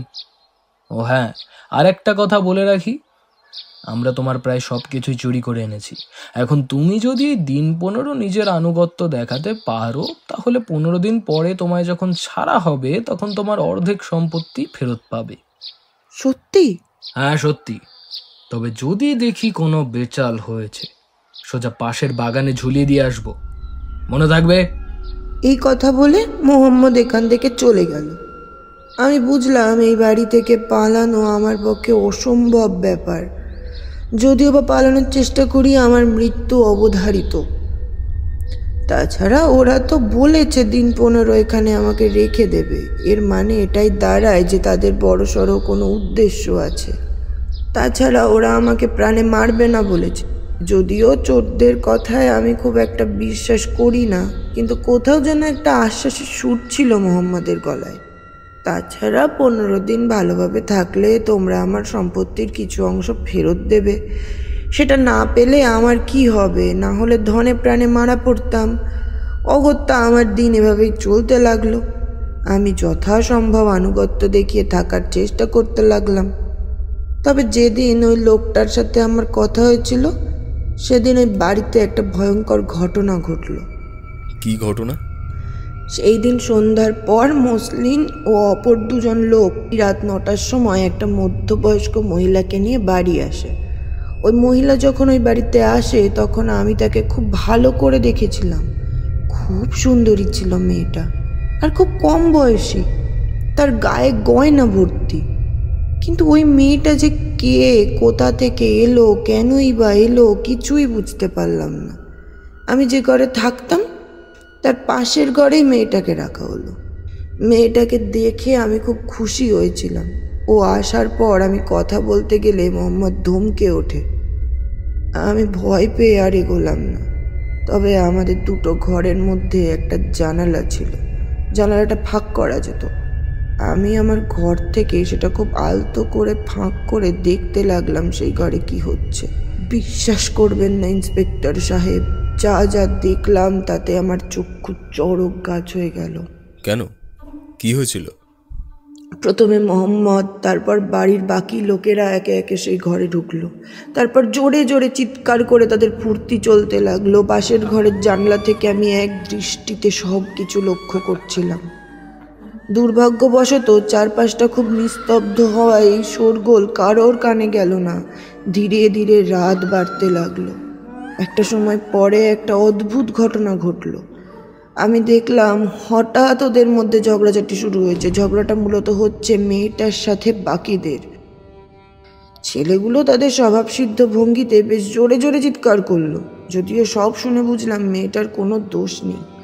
সে নিতান্তই নিরুপায় হয়ে ওদের কাছে ক্ষমা চাইতে লাগলো। আমি বুঝলাম না যে এই ঝগড়ার কারণ কি, এর পিছনে কি কোনো উদ্দেশ্য আছে। এদিকে ঝগড়া বাড়তে শুরু করলো। এরপর যেন মেয়েটা অতিষ্ঠ হয়ে উঠছিল। তারপর এই ঝগড়া হাতাহাতির পর্যায়ে পৌঁছে গেল। হাতাহাতি? মেয়েদের গায়ে হাত তুলেছে এরা? আপনি এত অভিজ্ঞ মানুষ, কত লোককে গ্রেপ্তার করেছেন, কত মানুষকে ফাঁসিতে ঝুলতে দেখেছেন। তবে বিশ্বাস করুন, এদের মতন মনে হয় কাউকে দেখেননি। আমিও দেখিনি। আচ্ছা, কি হলো তারপর বলো। হাতাহাতি করতে করতে দেখলাম তারা মেয়েটার গয়না খুলে নিচ্ছে, এমনকি গালিগালাজও করছে। গয়না? হ্যাঁ, বলা হয়নি, মেয়েটার গায়ের গয়নাগুলো খুব দামি ছিল। সেগুলো যখন খুলে নিচ্ছিল তখন মেয়েটা কিছু বলতে পারল না। কিছুক্ষণ পরে মেয়েটা প্রাণপণে চিৎকার করা শুরু করলো। কোথায় কে আছো? বাঁচাও, বাঁচাও আমায়। এই সাই, চুপ কর, চুপ চুপ একদম। বাঁচাও। এই কে আছিস? মেয়েটার মুখে একটা কাপড় গুজে দে তো, তাহলে আর চিৎকার করতে পারবে না। মুখে কাপড় গুজে দেবার কথা শুনে মেয়েটা ভয় পেয়ে আবার চুপ করে গেল। কিন্তু তার চোখ ফেটে জল পড়ছে। আমি স্পষ্ট দেখতে পেলাম মেয়েটা নিজেকে সামলাতে না পেরে অসহায়ভাবে কাঁদতে লাগলো। আর ঠিক সেই সময় ঘরে একজন অচেনা লোক এলো। আমি তাকে এর আগে দেখিনি। সে ঘরে ঢুকে মেয়েটাকে কাঁদতে দেখে বাকিদের বলল, এই, তোরা মেয়েটার উপর এত জুলুম করছিস কেন? ওর উপর জুলুম করে কি লাভ হচ্ছে তোদের? হ্যাঁ? লোকটা ঘরে ঢোকাতে বাকিরাও কেমন যেন চুপ করে গেছিল। আমায় বাঁচান আপনি, আমি কোনো দোষ করিনি। শান্ত হও। এই, তুই জল দে এক গ্লাস জল খেয়ে একটু শান্ত হয়ে বসো। ওই বদমাইশ লোকগুলো মেয়েটার হাতে এক গ্লাস জল দিল। উত্তেজিত মেয়েটা সেই জল খেতে একটুও দ্বিধাবোধ করলো না। আর সেই জল খাওয়ার সাথে সাথেই মেয়েটা কেঁপে উঠল। তারপর তার ভিতরে এক অদ্ভুত পরিবর্তন লক্ষ্য করলাম। একটা শরীর যেন কাঁপছে অদ্ভুতভাবে। এরপর কাঁপতে কাঁপতে একটু একটু করে অজ্ঞান হয়ে গেল। কেন জানি না মনে হলো মেয়েটা নেই। যদিও আমার ধারণা খুব একটা মিথ্যে ছিল না, সেটা বুঝলাম কিছুক্ষণ পরেই। আমার রাগ হতে লাগে ঘরের ভিতরে আসা নতুন লোকটার উপরে। এই ঝগড়ার নাটক করা বাজে লোকগুলোর চেয়ে বন্ধু সাজা শয়তানের উপর রাগ হলো বেশি। তবে এই খুনে বাকিদের মতো ছিল কিনা আমি জানতাম না, হয়তো ছিলই, কিন্তু সেটা বুঝে ওঠা একটু কষ্টকর হচ্ছিল আমার পক্ষে। ঠান্ডা মাথায় খুন দেখে আমি ভয়ে কাঁপছিলাম। তাহলে কি এরপর আমার পালা? এই আশঙ্কায় গোটা শরীর ঠান্ডা হয়ে এসেছিল। তবে কি? পরদিন সকালে পাশের ঘরেই কোনো কিছু চিহ্ন মাত্র ছিল না। অর্থাৎ রাতের মধ্যেই তারা ডেড বডি সাবার করে ফেলেছে। হ্যাঁ, ঠিক তাই। এভাবে গোটা দিনটা কেটে গেল। আমার মনের অবস্থা কেমন ছিল সেটা তো বুঝতেই পারছেন আশা করি। না পারলাম কিছু খেতে, না পারলাম ঘুমোতে। চোখের সামনে কোনোদিন খুন দেখিনি তো, তার উপর এমন ঠান্ডা মাথার পিশাচের হাতে খুন হতে দেখে মন একেবারে বিচলিত হয়ে গেছিল। সেদিন ভয়ে দোতলা থেকে নিচে আমি নামতে পারিনি। রাত হতে ভয়ে ভয়ে একতলায় নেমে এলাম। নিচে নেমে দেখলাম সেখানে ওই মেয়েটার মরা পড়ে আছে একটা খাটিয়ার উপর। সারা রাত চলে গেল, তারপরে ওই মৃতদেহ ঘরে রেখে দিয়েছিল? হ্যাঁ, ঠিক তাই। আমিও ঠিক এই কথাই ভাবছিলাম। সাহস করে কাউকে কিছু জিজ্ঞাসাও করতে পারলাম না। আমার কেমন যেন মনে হচ্ছিল মেয়েটার যা হাল হলো, কি জানি এবার হয়তো আমার পালা। এই ভাবতে ভাবতে সেদিন রাতে আর ঘুম হলো না। তারপর দিন সকালে উঠে দেখি মৃতদেহ নেই। আমি তো খুব অবাক হলাম। সেদিন সন্ধেতে আমি ওদের কিছু কথা শুনতে পেলাম। তারপর মৃতদেহটার কি করলি? ভাইরে ভাই, আর বলিস না। একেই তো ওই মরা, বাড়িতে রাখাটা খুব সমস্যার ব্যাপার, পচে গন্ধ বেরোবে। আবার এদিকে আমাদের মতন কবরে দাফন করতে গেছিলাম, সেখানে গিয়েও এক বিপত্তি। কবর দিতে গিয়ে বেশ কিছু সমস্যা হলো। কি সমস্যা? দাফন করতেই দেয়নি। না না, চিন্তার কোনো কারণ নেই। তারপর মরাটাকে নিয়ে পোড়াতে যাব ভেবেছিলাম। এবার শ্মশানে তো অন্য ঝামেলা। শ্মশানে পোড়াতে গেলে লোকে বুঝে যেত যে একে বিষ দিয়ে মারা হয়েছে। তারপর পুলিশের কাছে যেত তারা, আর পুলিশ কোনোদিনই একে পোড়াতে দিত না। এমন সময় ঘরে ঢুকলো আগের দিনের সেই লোকটা, যার হাত থেকে বিষ খেয়ে ওই মেয়েটা মারা পড়েছিল। কিরে, কে শুনছি? মরাটা সাবার করতে পারলি না? না, করা যায়নি। ওটাই বলছিলাম ওকে, কি করা যায় সেটাই ভাবছি। পাক্কা মূর্খ হলে যা হয়, মাথা খাটালেই একটা ভালো বুদ্ধি পেয়ে যাবি। কি বুদ্ধি? প্রথমত একটা জিনিস দেখ, ওই মরাটার চক্করে কিন্তু আমরা এই বাড়ি ছাড়বো না। এই বাড়িটা অনেক বেশি নিরাপদ, কেউ আমাদের খোঁজ পাবে না। কিন্তু মরাটাকে নিয়ে একটা কাজ করতে হবে। ওই যে পাশের ঘরে বুড়িটা আছে না, একটা খাটিয়া করে মরাটাকে নিয়ে যা। তারপর ওই ঘরের সিন্ধুকে মরাটাকে রেখে আয়। খেপেছো নাকি ওস্তাদ? মরাটাকে ওই ঘরে রেখে আসবো? ওই ঘরে চুরি হয়েছে বলে এখন পুলিশ নজর রেখেছে। এটা তো পুরোপুরি অসম্ভব একটা কাজ। যদি অসম্ভব হয় তাহলে তোদের রেখেছি কেন? আচ্ছা, কি করতে হবে? ওই বুড়ির ঘর থেকে সব যখন চুরি করে আনলি, তখন ওই ঘরের একটা সিন্দুক রাখা ছিল, ওটা মনে আছে তো? ওই সিন্দুকটা ফাঁকা কর। তারপর সুযোগ বুঝে বুড়ির ঘরে যা, গিয়ে ওর ভেতর মেয়েটাকে রেখে আয়। আমার বিশ্বাস পুলিশ ব্যাপারটা নিয়ে তদন্ত করলেও আপাতত বাড়ির উপর তাদের নজর নেই। সেটা একেবারেই সম্ভব, কারণ সেদিন আমরা ঘরটার আশেপাশে একটু ঘুরেছিলাম। তখন দেখলাম যে বাইরে থেকে তালা দেওয়া, কিন্তু যে শীত কেটে আমরা ভিতরে ঢুকেছিলাম ওটা এখনো কেউ সরায়নি। সুতরাং ভিতরে সিন্দুক নিয়ে ঢুকতে খুব একটা সমস্যা হবে না। তাছাড়া রাত 12টার পর ওখানে কোনো লোকই থাকে না, এমনকি কোনো পুলিশও দেখিনি আমরা। শুনে আমার মাথা খারাপ হওয়ার জোগাড়। ভয়ে গোটা শরীরে শিহরণ খেলে গেল আমার। এরা এমন মতলব বাঁধবে আমি একেবারেই ভাবতে পারিনি। পরদিন তারা কাজটা করে ফেললো। রাতের বেলা আমার ঘরে গিয়ে মেয়েটার দেহ রেখে এলো, আর আমি এই বাড়িতে বসে কিছুই করতে পারলাম না। চোখের সামনে দেখে গেলাম মেয়েটাকে কিভাবে খুন করা হলো। এই কথা বলে তারামণি কেঁদে উঠল। আমি তখন এক গ্লাস জল তার দিকে বাড়িয়ে দিলাম। সেই এক ঢোক জল খেয়ে আবার বলতে গেল, আমি প্রশ্ন করলাম, তোমার মনে এই প্রশ্ন আসেনি যে ওরা তোমার ঘরেই কেন মেয়েটাকে রাখতে গেল?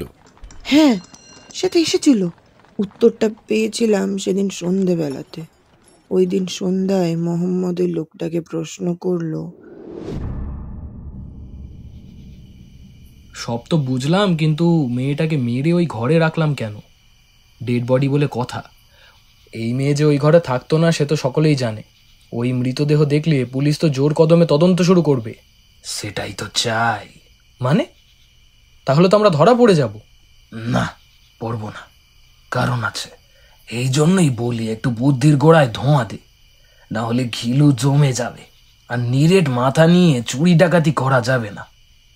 কি বুঝলি না?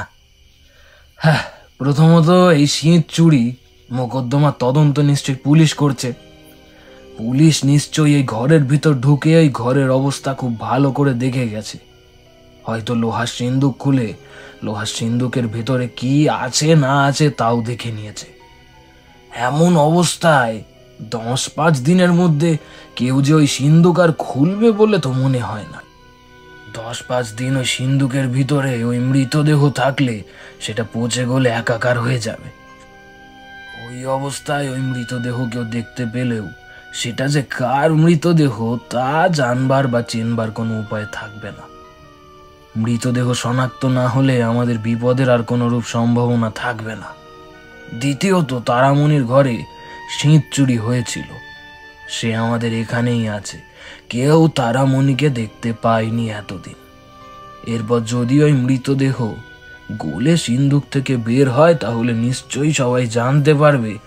এবার যদি কোনোভাবে আমরা ধরা পড়ি তাহলে তারামণিকে নিয়ে যাব কোর্টে। কোর্টে নিয়ে গেলে আমরা তো বেকসুর খালাস। তোমরা যে প্ল্যান করেছো তা মন্দ নয় ঠিকই, কিন্তু আমাদের এখন আর এই বাড়িতে থাকবার প্রয়োজন কি? এই জায়গা ফাঁকা করে যে যার নিজের বাড়িতে চলে গেলে আরো ভালো হয় না? কারণ যে উদ্দেশ্যে আমরা এই ঘরটা নিয়েছিলাম সেই উদ্দেশ্য তো অনেক আগেই সফল হয়েছে। এখন বোধ হয় আমাদের এই জায়গা ছেড়ে দেওয়াই মঙ্গল। না, একেবারেই নয়। কারণ যে দুটো কাজ আমরা এখন করেছি দুটোরই তদন্ত হয় শুরু হয়ে গেছে, না হলে শুরু হবে।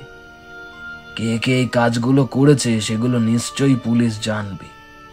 এরকম অবস্থায় আমরা যদি হঠাৎই বাড়ি ছেড়ে চলে যাই তাহলে পুলিশ নিশ্চয়ই আমাদের উপরে সন্দেহ করবে। আমাদের নামধাম জেনে গেলে আমরা যে ধরা পড়ব না তার কি কোনো নিশ্চয়তা আছে? আমরা এখান থেকে চলে গিয়ে যদি আলাদা হয়ে যাই তাহলে আরো সমস্যা বাড়বে। আলাদা আলাদা জায়গা থেকে যদি আমরা ধরা পড়ি তাহলে প্রত্যেককে আলাদা করে জেরা করা হবে, তাহলে কিন্তু বিপদ আরো বাড়বে। এদিকে যে কাজের জন্য আমরা এই বাড়িটা ভাড়া নিয়েছি সেটাও আমরা ভালো করে করতে পারবো। তাছাড়া আমার তো মনে হয় না আর এরকম নিরাপদ বাড়ি কোথাও পাবো বলে। ওরা এতক্ষণ জোরে জোরে কথা বলছিল, তারপর কি যেন হলো, ওরা আস্তে আস্তে কথা বলা শুরু করলো। আমি সে সমস্ত কথার এক বর্ণ বুঝতে পারলাম না। এদিকে ওই মেয়েটার মৃতদেহ আমার ঘরে রেখে এসেছে শুনে আমি একেবারে ভয়ে পাগল হয়ে গেলাম। একেই আমার এই সর্বনাশ হয়েছে, তার উপর বিপদ বাড়ানোর জন্য ওরা এই কাজ করেছে। এসব ভেবে আমি একেবারে হতভম্ব হয়ে গেলাম। আমি জানতাম চোর চুরি করে, খুনি খুন করে, কিন্তু খুন করার পর মৃতদেহ অন্য ঘরে রেখে আসবে সেটা তো কেউ স্বপ্নেও ভাবতে পারে না। আমার ওখানে বসে বসে কেন যেন মনে হচ্ছিল আমার মৃত্যুই ভালো। তারামণির বক্তব্য শেষ হলো। তার মুখে সমস্ত ঘটনা শোনার পর মনের আকাশ থেকে সমস্ত ধোঁয়াশা একটু একটু করে পরিষ্কার হতে লাগলো। বিচার চলাকালীন মোহাম্মদ কোথা থেকে এই মেয়েকে ধরে আনলো, তারপর সিন্ধুকে পাওয়া মৃতদেহে বিশেষ স্যাম্পল কেন পাওয়া গেছিল, সব একটু একটু করে পরিষ্কার হতে লাগলো। এটাও পরিষ্কার হয়ে গেল যে আমরা কেন মতিয়া বিবির সন্ধান পাইনি। আমার সামনে বসে তারা বিবি কাঁদছে। আমি একটু নরম স্বরে তাকে বললাম, তারামণি, তুমি কেঁদো না। এই সমস্ত দাগী আসামিগুলো কি কি করতে পারে তা আমাদের ধারণার বাইরেই ছিল। তোমাকে যে এত কষ্ট সহ্য করতে হয়েছে সেটার জন্য আমাদের পুলিশ প্রশাসনই দায়ী। আমরাই মানুষকে সুরক্ষা দিতে পারি না ঠিক করে। আমি সমস্ত পুলিশের পক্ষ থেকে তোমার কাছে ক্ষমা চাইছি। এরকম বলবেন না দারোগা সাহেব, আপনাদের জন্যই আমি বেঁচে ফিরে এসেছি। আচ্ছা, আর একটা প্রশ্ন আছে। তুমি এখন যে বাড়ির কথা বললে সেই বাড়িতে ওরা কিন্তু ছিল না। ওরা আমাদেরকে যে বাড়িটা দেখিয়ে দিয়েছিল সেখানে তো আমরা তোমাকে পাইনি। কোনো বাড়ি দেখিয়ে দিলে আমরা সেখানে ভয়ঙ্করভাবে তল্লাশি করি। তো এর পিছনেও কি কোনো রহস্য আছে? আছে, ওদের কথাবার্তা আমি শুনেছিলাম। আমার মনে আছে ওই লোকটা বলেছিল, যদি কেউ কোনোভাবে ধরা পড়ে যাও তাহলে আমাদের এই বাড়ি কেউ পুলিশকে দেখিয়ে দিও না, কারণ পুলিশ যদি আমাদের এই ঠিকানা জানতে পারে তাহলে তারামণি পুলিশের হাতে পড়বে, ও তারামণিকে পেলে পুলিশ অনেক কথা তার থেকে জেনে নিতে পারে। ওটা হলে আমাদের বিপদের আর সীমা থাকবে না। অথচ বাসস্থান দেখিয়ে না দিলে পুলিশ কোনোভাবেই ছাড়বে না। সেই জন্য অন্য একটা বাড়ি খুঁজে রাখা হবে। কেউ ধরা পড়লে ওই বাড়িটাই দেখিয়ে দেবে। তারামণি, তোমার কথাই সত্যি বলে মনে হচ্ছে। যখন ওরা গ্রেপ্তার হয়েছিল তখন ওরা যে বাড়িটা দেখিয়েছিল তখন তদন্ত করে একটা কথাই মনে হয়েছিল যে ওরা ওই বাড়িতে থাকে না। আচ্ছা, তোমাকে আর একটা প্রশ্ন করি। এই বিষয়ে যদি তুমি কিছু জানো বলে দিও। তোমার পক্ষে জানা সম্ভব নয় ঠিকই, তাও যতটা জানো বলবে। আচ্ছা বলুন। তুমি কি ওদের মুখে মতিয়া বিবি বলে কারো নাম শুনেছ? কারণ যে মেয়েটার মৃতদেহ তোমার ঘরে ছিল তার পরিচয় এখনো অজানা, আর এদিকে মতিয়া বিবি নিখোঁজ। তুমি এই ব্যাপারে কিছু জানো? না, মানে না না, একটু ভুল হচ্ছে। মানে তোমার সামনে যাকে বিষ দিয়ে খুন করা হলো তার পরিচয় জানো? হ্যাঁ, মনে পড়েছে। একদিন ওদের দুজনের মধ্যে কথা হচ্ছিল। এটা ওই অচেনা লোকটা বা মোহাম্মদ না, অন্য দুজন বলছিল। মেয়েটা সম্পর্কে কোনো কথাবার্তা হচ্ছে নাকি বাইরে? যার 3 কুলে কেউ নেই তাকে নিয়ে আবার কি কথাবার্তা হবে? কে বলেছে 3 কুলে কেউ নেই? আমি তো শুনেছি ওর একটা চাকর, একটা চাকরানি আছে, আর আছে একটা লোক যে ওই মেয়েটাকে পুষতো। এগুলো যদি সত্যি হয় তাহলে ওকে বেওয়ারিশ বলবে কি করে? সেটা ভুল বলনি, তবে এমনি এমনি 10-15 দিন ধরে কত লোকের বাগান বাড়িতে গিয়ে থাকতো সেটা বললে তো চলবে না। হ্যাঁ, সেই জন্যই কেউ ওকে খুঁজবেও না।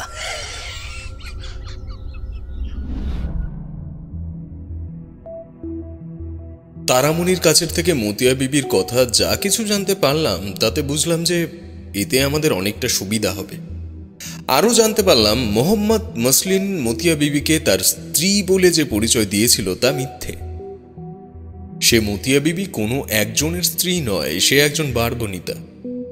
সে একজনের আশ্রয়ে থাকতো না, তার থাকবার নির্দিষ্ট জায়গা থাকলেও সময়ে সময়ে সে বড় বড় বাবুদের সাথে বাগানে গিয়ে নিজের ব্যবসা চালাতো।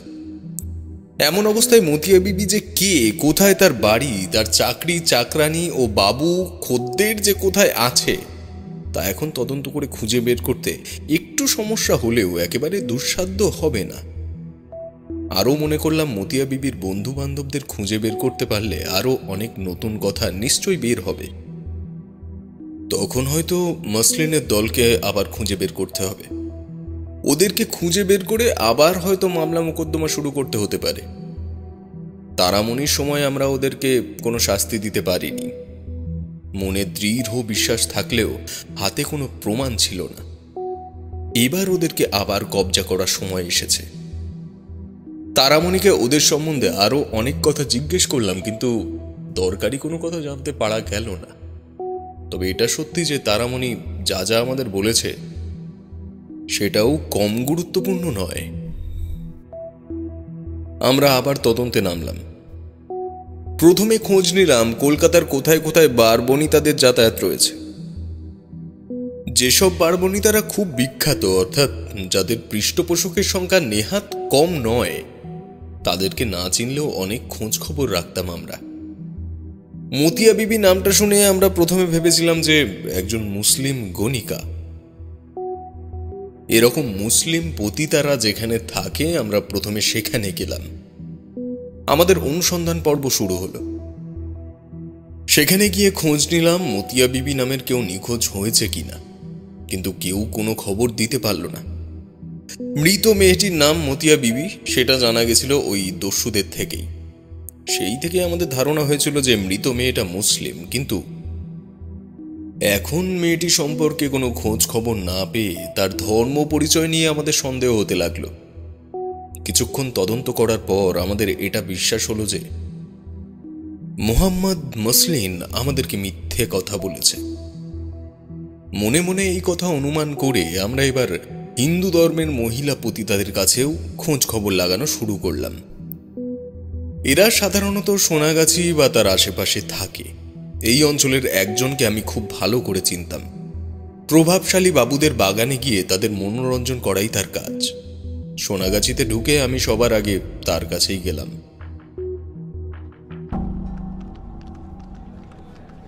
আসুন আসুন ইন্সপেক্টর সাহেব, হঠাৎ এখানে আপনার পায়ে ধুলো পড়লো?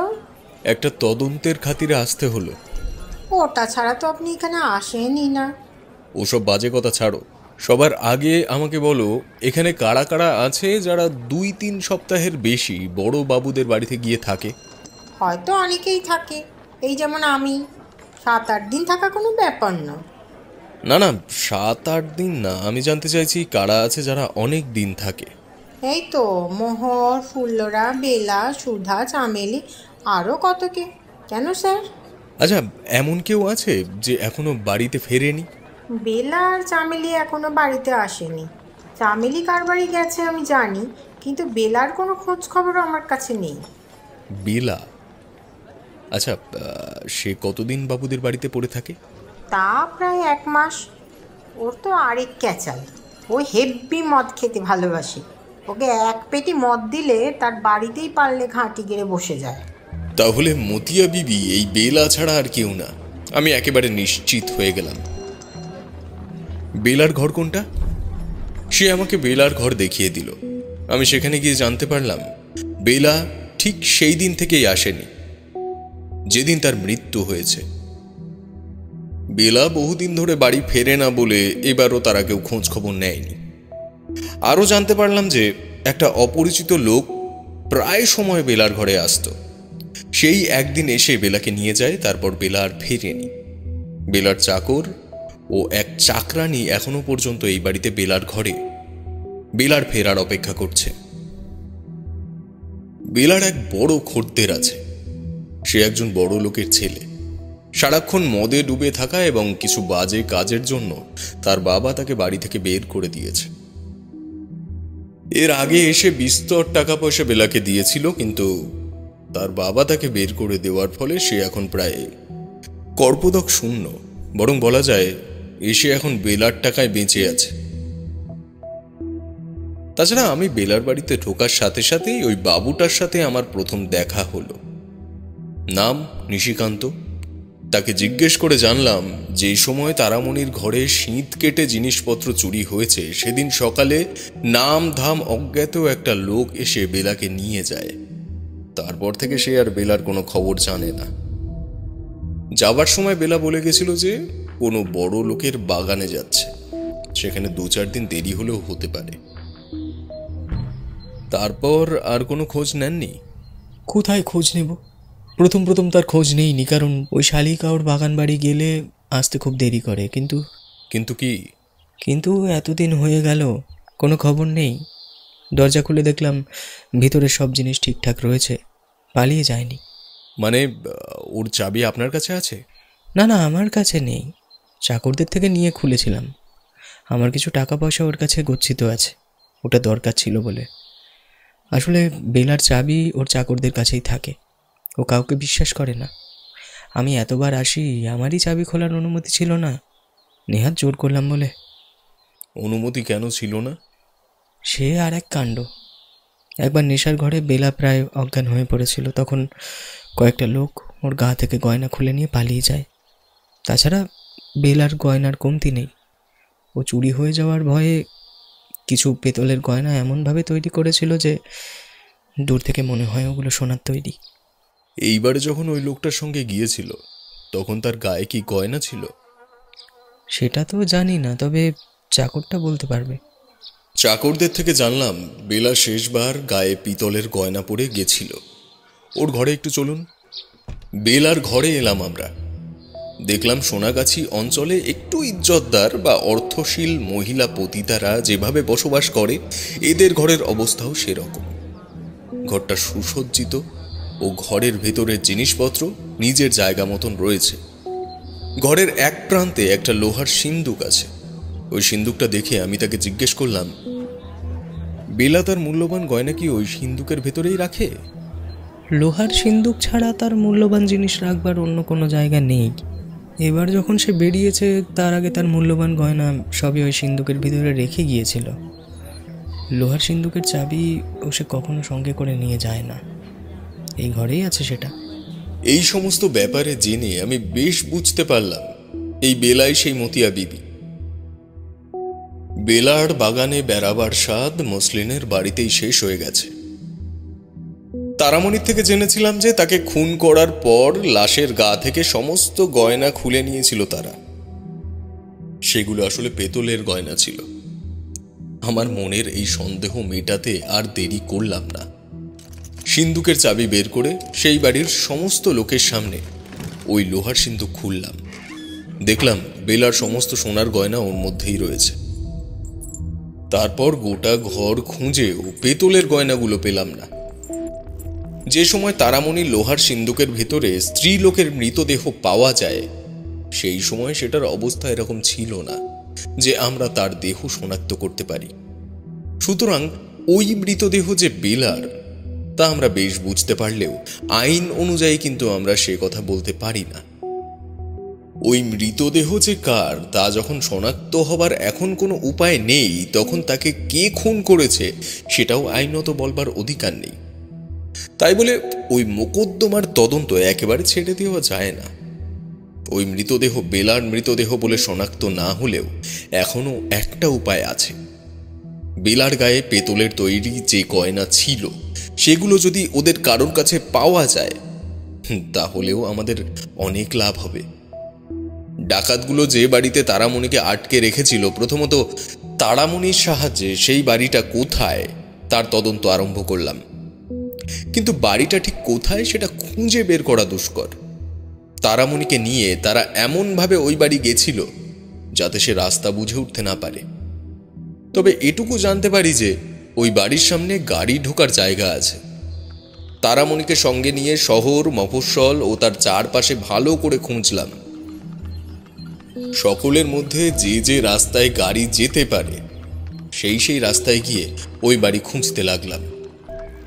অনবরত 2-3 দিন ঘুরে অবশেষে তারামণি একটা বাড়ি চিনতে পারল। এই বাড়িতেই তাকে আটক করে রাখা হয়েছিল কিনা সেটা ভিতরে গিয়ে দেখতে না পারলে নিশ্চিত বলতে পারবে না। ওই বাড়ির সদর দরজায় একটা তালা লাগানো ছিল, অর্থাৎ বাড়িতে কেউ নেই এখন। তদন্ত করে জানতে পারলাম ওই বাড়ির থেকে কিছু দূরে একটা মুদিখানার দোকান আছে। সেই মুদির কাছেই ওই বাড়ির চাবি থাকে। হ্যাঁ স্যার, ওই বাড়ির চাবি আমার কাছে থাকে। আসল ব্যাপারটা হচ্ছে যে ওই বাড়ির যে মালিক তিনি শহরে থাকেন, আর এটা তো প্রায় গ্রামের দিকে। এটা কি মালিকের বাগান বাড়ি? না না, একেবারেই না। এই বাড়িটা ভাড়া দেন, খুব একটা ভাড়া হয়ও না। মাঝে মাঝে একটা দুটো লোক আসে বাড়ি ভাড়া নেওয়ার জন্যে। এখন বাড়িতে ভাড়া কেউ আছে? না, এখন কেউ নেই। মাস 6 আগে কয়েকটা লোক ভাড়া নিয়েছিল, এই তো সেদিনই তারা চলে গেল। কেন বলুন তো? ওরা কি করতো কিছু জানেন? মানে কাজবাজ? সেটা তো জানি না স্যার, ওসব দেখার দায়িত্ব তো আমার না। আমি চাবি রাখি, ব্যাস ওইটুকুই। আচ্ছা, চাবিটা দিন, আমরা বাড়ি তল্লাশি করব। ওই বাড়িতে কিছু খুনি থাকতো, তাদের খোঁজ না পেলে আপনি আর আপনার মালিক বিপদে পড়বে। কেন স্যার? কেন আবার? নাম ধাম না জেনে লোককে বাড়ি ভাড়া দিচ্ছ, ইয়ার কি হচ্ছে? এরপর তার থেকে চাবি নিয়ে চলে এলাম, তালা খুলে ভেতরে ঢুকলাম। তারামণি বলল, এটাই সেই বাড়ি স্যার, এবার চিনতে পেরেছি। যে ঘরে তারামণি থাকতো সে ঘর আমাদের দেখিয়ে দিল। যে ঘরে মতিয়া বিবি খুন হয়েছে, যে ঘরে খুনিগুলো থাকতো, সবকটা ঘর ভালো করে খুঁজে দেখলাম। ঘরের অবস্থা দেখে বেশ বুঝতে পারলাম যে তারামণি আমাদের যা যা বলেছিল তার একটা কথাও মিথ্যে নয়। বাড়িটা ভালো করে তল্লাশি করেও উপযুক্ত তেমন কোনো প্রমাণ পেলাম না। সমস্ত ঘর পরিষ্কার এবং তার ভিতরে কোনো কিছুই ছিল না। এই বাড়ির দোতলার উপর কিছু না পেয়ে নিচে এলাম। সমস্ত ঘর পরিষ্কার করে ঘরের আবর্জনা যেখানে রাখা ছিল সেই জায়গাটা ভালো করে দেখলাম। নোংরাগুলোর মধ্যে কিছু চিঠির টুকরো পড়ে আছে, সেগুলো খুব সাবধানে সংগ্রহ করলাম আমরা। চিঠি ডাকেই এসেছে এবং সবগুলোই হিন্দিতে লেখা। আমাদের একজন কর্মচারী হিন্দি পড়তে পারত, তাকে ওই চিঠিগুলো পড়তে দিলাম। টুকরো টুকরো করা চিঠিগুলো পড়তে সময় লাগলো প্রায় একদিন। ওই চিঠি থেকে জানতে পারলাম ওই চিঠি উত্তরপ্রদেশের রায়বেরেলি জেলার অন্তর্গত কোনো এক গ্রাম থেকে মোহাম্মদ আলীর কাছের থেকে এসেছে। চিঠি লিখেছে তার পুত্র ওসমান আলীকে। ওই পত্রের সারমর্ম এরকম: অনেকদিন ওসমান আলী কলকাতার থেকে দেশে যায়নি, পরিবার তার জন্য খুব দুশ্চিন্তা করছে। সে যাতে অন্তত 4 দিনের জন্য বাড়িতে আসে তাহলে খুব ভালো হয়। আরও লিখেছে ওসমান আলী কুরিয়ার করে যা যা জিনিস পাঠিয়েছে সেগুলো সব সুরক্ষিতভাবে মোহাম্মদ আলীর কাছে পৌঁছে গেছে। মোহাম্মদ মসলিনের পাশাপাশি ওসমানকেও আমি চিনতাম। তারামণির বলা সেই অচেনা লোকটা ওসমান ছাড়া আর কেউ নয়। এরপর আমরা তদন্ত করলাম ওদের দেখানো নকল বাড়িটা, সেখানেও কোনো কুল খুঁজে পেলাম না। এরপর ঠিক করলাম একবার রায়বেরেলি যেতে হবে, ওসমান আলীর সন্ধান ওখানেই পাবো। ওদের দলের সবাইকে চিনতাম, সুতরাং দেখিয়ে দেবার জন্য তারামণিকে সঙ্গে নেওয়ার দরকার পড়ল না। কনস্টেবলকে নিয়ে রওনা হলাম রায়বেরেলি। যে গ্রামে ওসমান আলীর বাস সেই গ্রামে না গিয়ে মোহাম্মদ আলীর সম্বন্ধে খোঁজ করায় জানতে পারলাম যে সেই গ্রামে মোহাম্মদ আলী নামে একজন আছে। তার এক ছেলেও আছে, তার নাম ওসমান আলী। আজ কয়েকদিন হলো ওসমান আলী কলকাতা থেকে বাড়ি এসেছে। এই সংবাদ পেয়ে স্থানীয় পুলিশকে নিয়ে সেই গ্রামে গিয়ে উপস্থিত হলাম। ওসমান আলীকেও পাওয়া গেল, তাকে দেখা মাত্রই চিনতে পারলুম। সেও আমাকে চিনল। তার ঘরের খানা তল্লাশি করে টাকা পয়সা পেলাম, সঙ্গে পেলাম কিছু গয়না। এই গয়না কার? এগুলো এখানে কোথা থেকে এলো আমি তো জানি না। সব জানো তুমি, নাটক করছো। বাকি সাঙ্গপাঙ্গগুলো কোথায়? তারা কে জানি না স্যার, ওদেরকে চিনি না। কিন্তু কোনো সদুত্তর পাওয়া গেল না। এমনকি তার সঙ্গে যারা তারামণিকে হত্যা করার অপরাধে ধরা পড়ে এখন সে তাদের পর্যন্ত নাম বলল না। বাড়ির লোকের সামনে নাটক হচ্ছে। এই কে আছিস, ধরে নি চল। এসব কথা শুনে তাকে থানায় নিয়ে আসা হলো। উত্তরপ্রদেশের থানায় তাকে জেরা করতে লাগলাম আমরা। কোথায় আছে ওরা বলে দে, ভালোই ভালোই, না হলে। বলবো না, আমি তো কিছুই করিনি। করনি তাই না? তাহলে ওই গয়নাগুলো কোত্থেকে এলো? সে আমি কি করে জানবো? আমি জানি না। তুই জানিস না তো কে জানে? হ্যাঁ, মোহাম্মদ মুসলিম কোথায় সে? কে মুসলিম? চিনি না তো। ওই নামের কাউকে আমি চিনি না, ওই নামের কেউ নেই। হাসছি শতভাগা? একবার কলকাতায় নিয়ে যাই, তারপর তোর হচ্ছে। তাকে কলকাতায় নিয়ে আসার ব্যবস্থা করলাম। কলকাতায় এনে তাকে দফায় দফায় জেরা করা হলো। এর আগে যখন তাদের নাম ঠিকানা লেখা হয়েছিল তখন আমাদের একটা ভুল হয়েছিল। তাদের ঠিকানা নাম ক্রস চেক করে নেওয়া হয়নি, সেই জন্য এখন ওই ঠিকানায় গিয়ে কাউকেই পাওয়া গেল না। অর্থাৎ এরা প্রথম থেকেই কেউ ধোঁয়া দেওয়ার ব্যবস্থা করে রেখেছিল। ওসমানকে জেরা করে কোনো সদুত্তর পাওয়া গেল না। তাকে 3rd ডিগ্রি পর্যন্ত দেওয়া হলো, তবুও আমরা সাফল্য পেলাম না। এমনকি ওসমানের কথা অনুযায়ী ভুয়ো নামধারী মুসলিমের খোঁজ পাওয়া গেল না। এরপর ওসমানের বাড়িতে পাওয়া বেলা এবং তারামণির গয়না নিয়ে দুটো আলাদা মামলা তৈরি করা হলো। বেলার গয়নাগুলো সম্বন্ধে আমাদের কাছে একটা প্রমাণ থাকলেও শুধুমাত্র ইংরেজ আইনের গুণে সেগুলো প্রমাণ করা গেল না। বেলাকে তারামণির সামনে খুন করা হয়েছে, তবে নাম না জানা থাকায় সেটা প্রমাণ করা গেল না। এমনকি সিন্ধুকের ভেতরে পাওয়া মৃতদেহ যে আসলে বেলার, সেটাও প্রমাণ করা গেল না। সুতরাং ওসমান আলীর ওপর খুনের মামলা রুজু করা গেল না।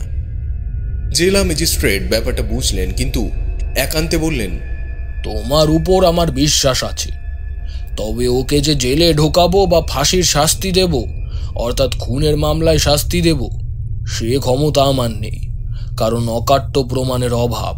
সবচেয়ে ভালো হয় আমি এটাকে দায়রা আদালতে পাঠিয়ে দিই। কিন্তু আমার তো মনে হয় না ওদেরকে দায়রা আদালতে পাঠালে কোনো উপকার হবে বলে।